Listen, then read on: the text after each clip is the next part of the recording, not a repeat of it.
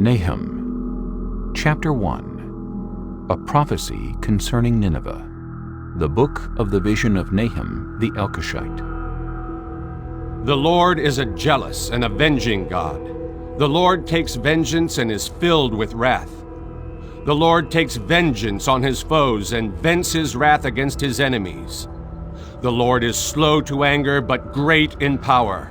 The Lord will not leave the guilty unpunished. His way is in the whirlwind and the storm, and clouds are the dust of his feet. He rebukes the sea and dries it up.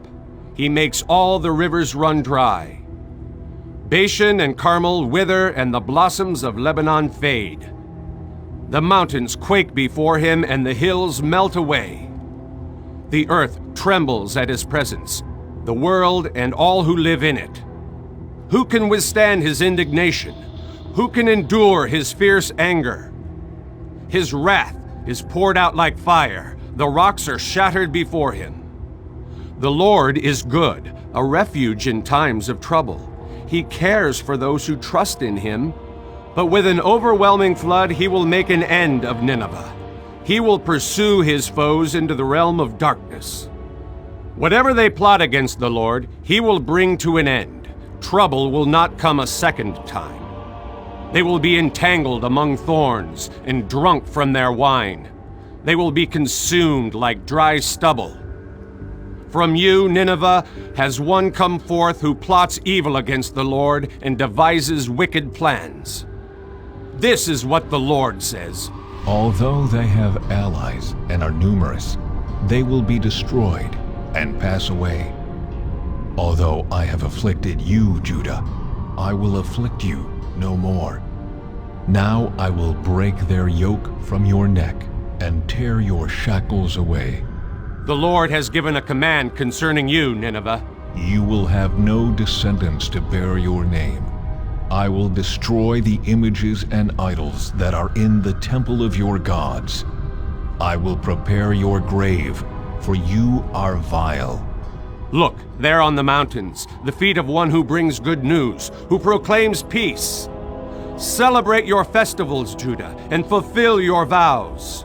No more will the wicked invade you. They will be completely destroyed. Chapter 2. An attacker advances against you, Nineveh. Guard the fortress, watch the road, brace yourselves, marshal all your strength.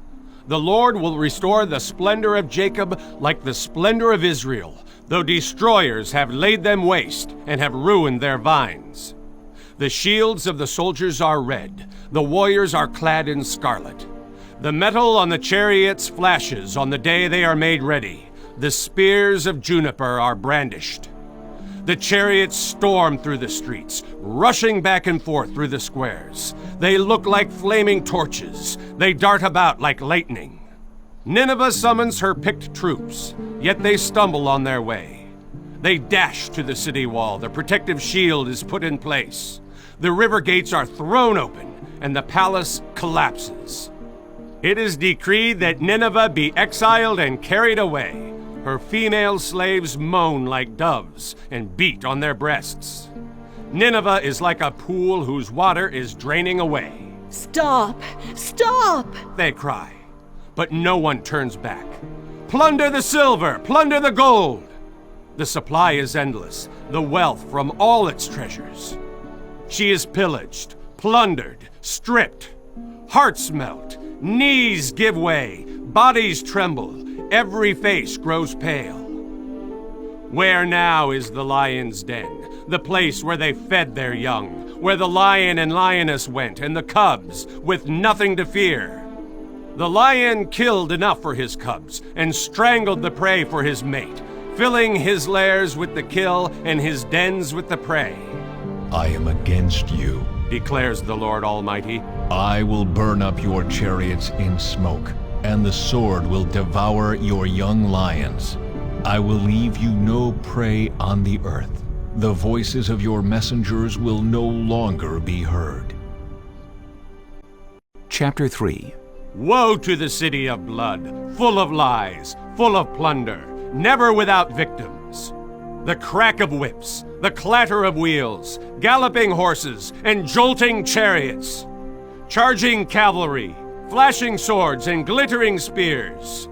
Many casualties, piles of dead, bodies without number, people stumbling over the corpses, all because of the wanton lust of a prostitute alluring the mistress of sorceries, who enslaved nations by her prostitution and peoples by her witchcraft. I am against you, declares the Lord Almighty. I will lift your skirts over your face.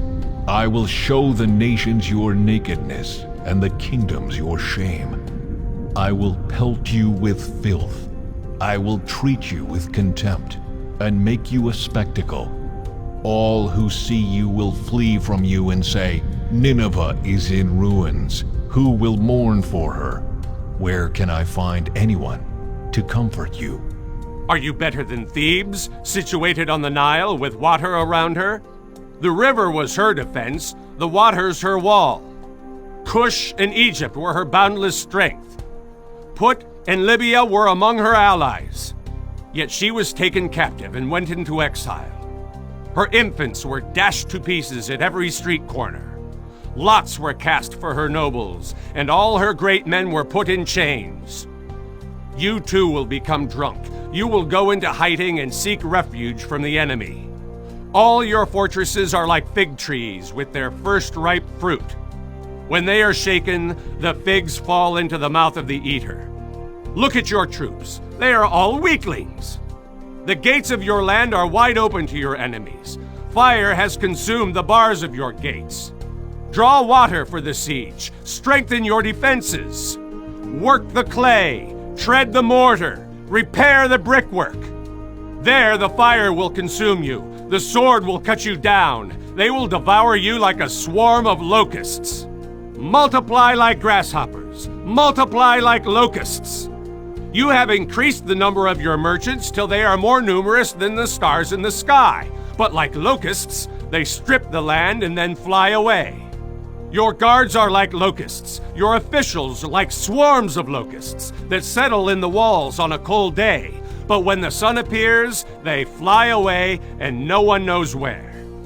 King of Assyria, your shepherds slumber, your nobles lie down to rest.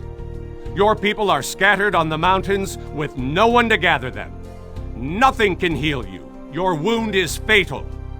All who hear the news about you clap their hands at your fall. For who has not felt your endless cruelty?